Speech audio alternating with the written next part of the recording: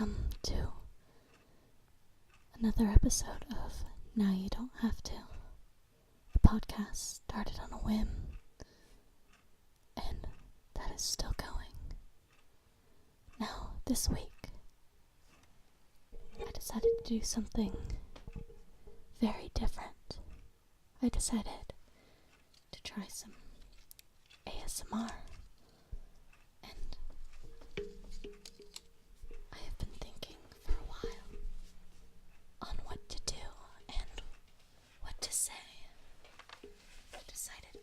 Do one of my favorite things. I'm going to read a book. Now, this book I found at a thrift store. I believe it was one of the local ones that shut down. It was so long ago, but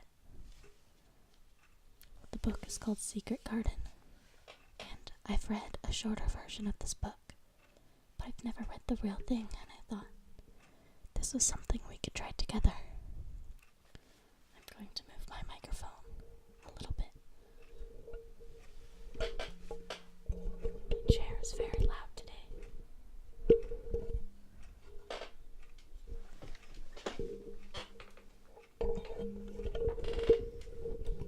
Setup. I don't have a consistent setup yet, so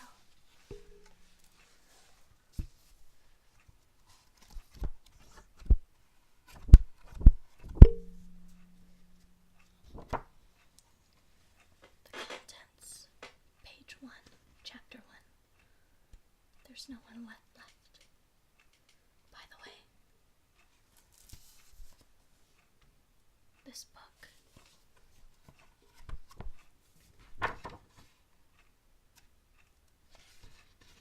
is by it's by F.H. Burnett.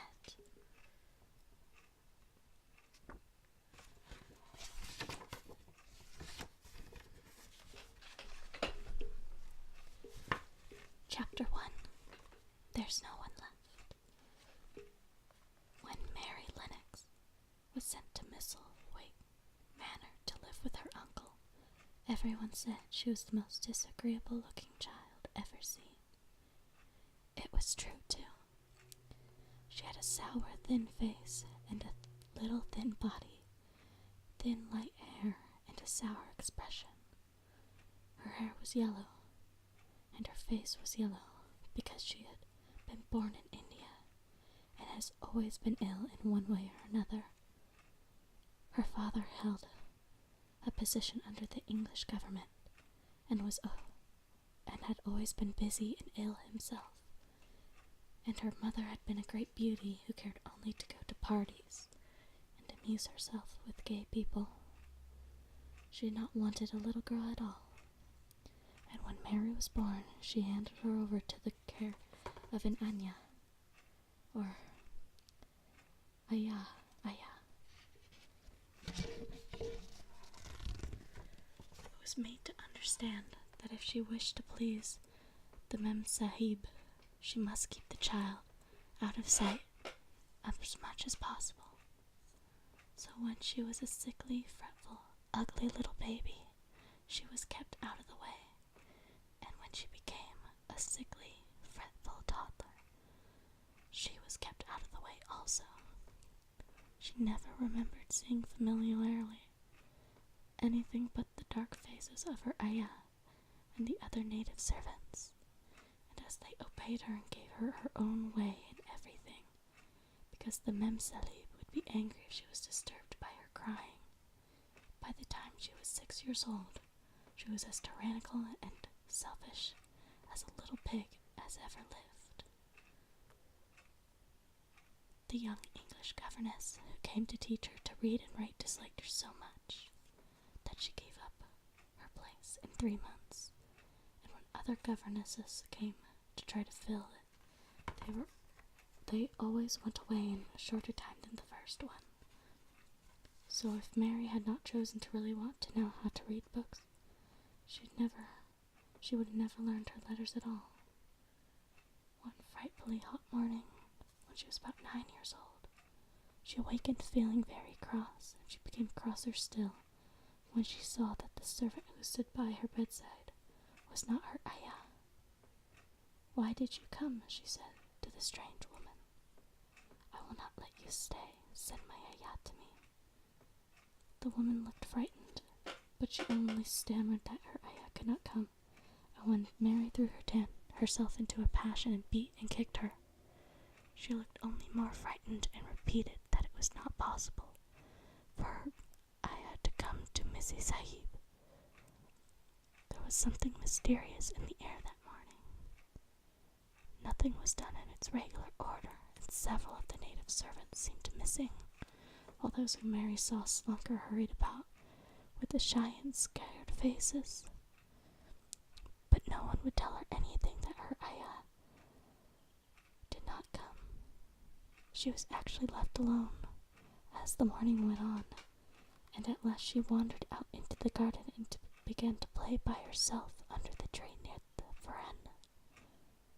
She pretended that she was making a flower bed, and she stuck big scarlet hibiscus blossoms into little heaps of earth, all the time growing more and more angry and muttering to herself the things she would say and the names she would call Sadie when she returned. "Pig, pig, daughter of pigs," she said, because to call a native a pig is the worst insult of all. She was grinding her teeth and saying this over and over again when she heard her mother come on the veranda with someone. She was a fair young man, and they stood talking together in low, strange voices. Mary knew the fair young man who looked like a boy. She had heard that he was a very young officer who had just come from England. The child stared at him, but she stared most at her mother. She always did this when she had the chance.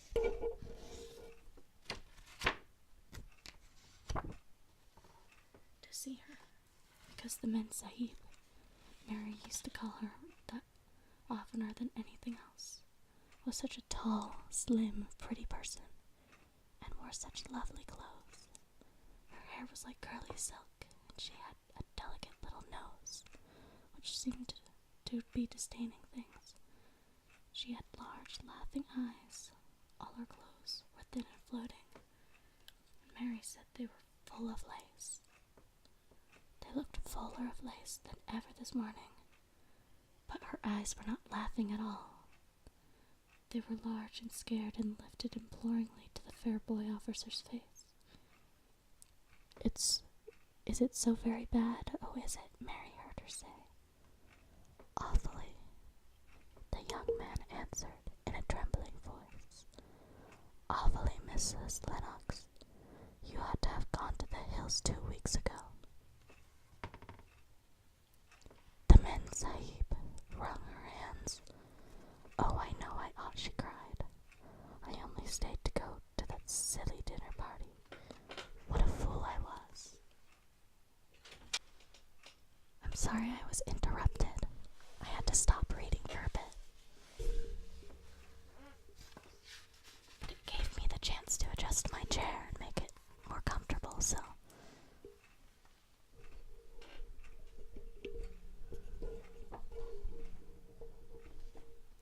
I believe I was... Oh, my microphone's falling over again.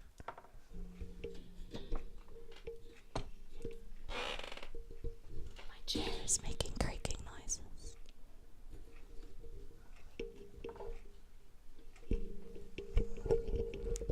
I'm going to resume from where we left off. At that moment, such a loud sound of wailing broke out from the servants' corners that she clutched the young man's arm, and Mary stood shivering from head to toe. The wailing grew wilder and wilder. What is it? What is it?" Mrs. Lennox gasped. "Someone has died," answered the boy officer. "You did not say it has broken out among your servants." "I did not know," the mean Sahibs cried. Come with me, and she turned and ran into the house. After that, a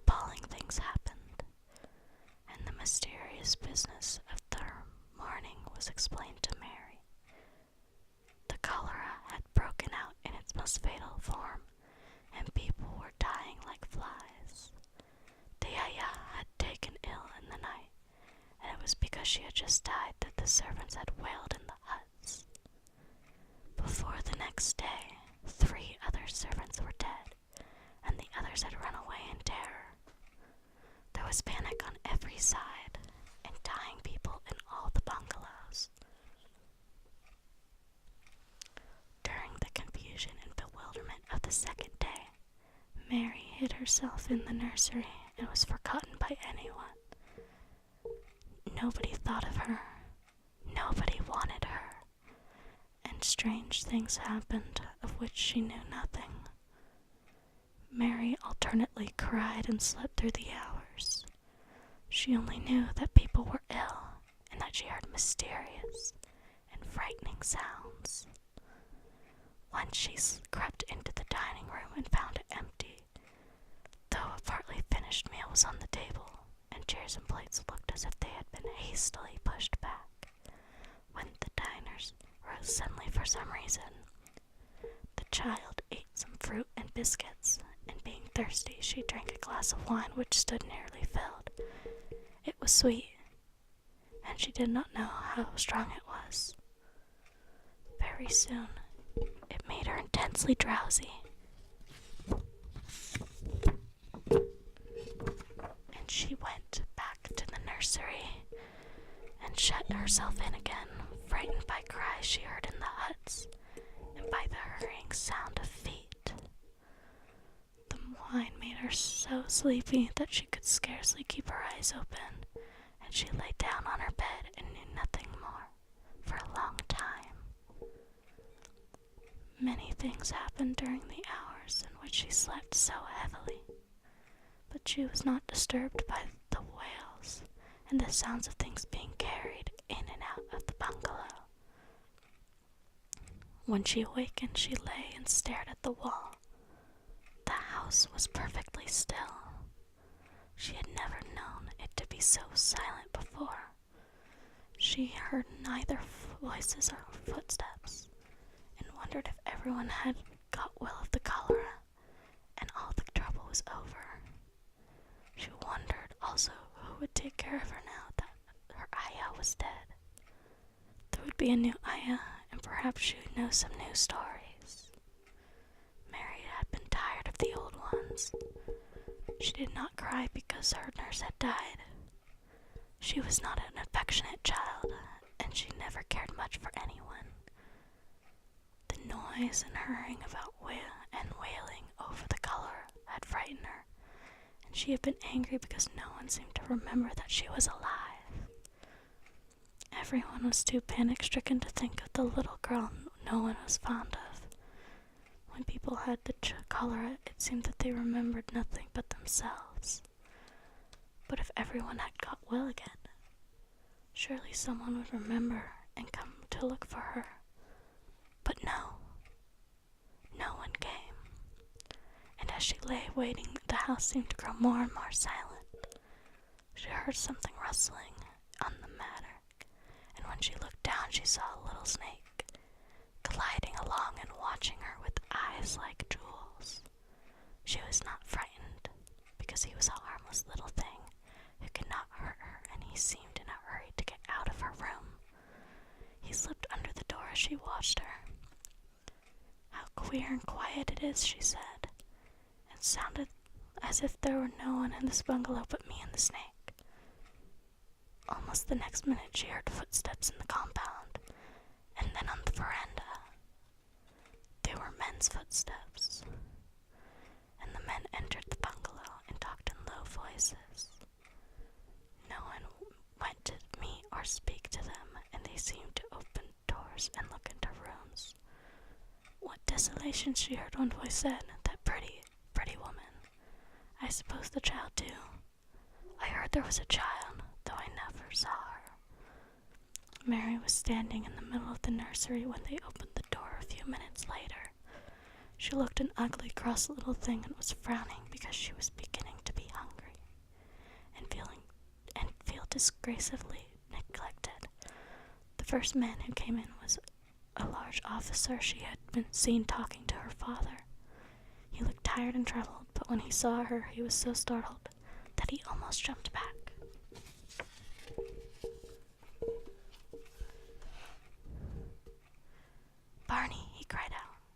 There's a child here. A child alone in a place like this. Mercy on us, who is she? I am Mary Lennox, the little girl said, drawing herself up stiffly. She thought the man was very rude to call her father's bungalow a place like this. I fell asleep when everyone had to call her, and I have only just wakened up. Why does nobody ever come? It is the child no one ever saw, explained the man, turning to his companions. She has actually been forgotten. Why was I forgotten? Mary said, stamping her foot. Why does nobody come? The young man, whose name was Barney, looked at her very sadly. Mary thought she saw him wink his eyes, as if to wink tears away. Poor little kid, he said. There is nobody left to come. It was in that strange and sudden way that Mary found out that she had neither father nor mother left, that they had died and been carried away in the night, and that the few native servants who had not died also left the house as quickly as they could, none of them even remembering that there was a Missy Sahib. That was why the place was so quiet. It was true that there was no one in the bungalow but herself and the little rustling snake. And that is the end of chapter 1 of The Secret Garden.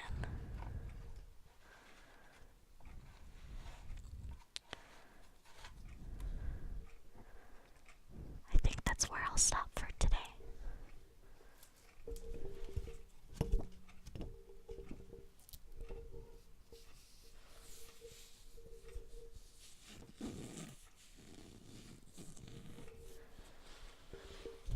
This book is very well preserved for being in a thrift store, although that's where you find the best finds.